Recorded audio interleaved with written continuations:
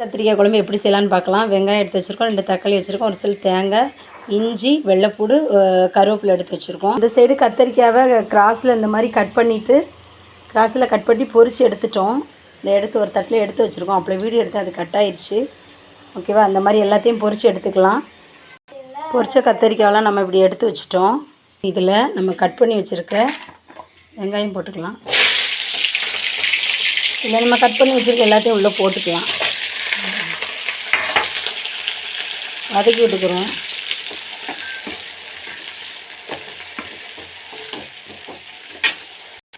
இது நல்லா வதங்கிருச்சு. இது ஒரு பிளேட்டில் மாற்றி நம்ம அரைச்சிட்டு வந்துடலாம். ஆற வச்சு அரைச்சிக்கிறோம்.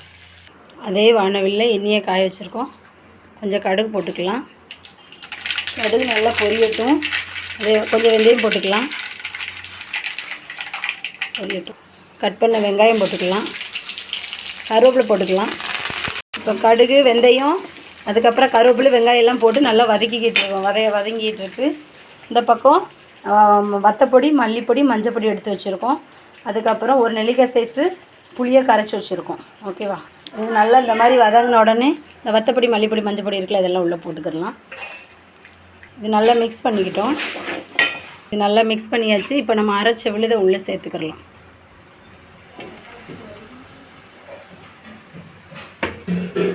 எல்லாம் போட்டு மிக்ஸ் பண்ணியாச்சு. கொதிக்கட்டும். தேவையான அளவு உப்பு சேர்த்துக்கலாம் உள்ளே. இப்போ வந்து நல்லா கொதிச்சிருச்சு.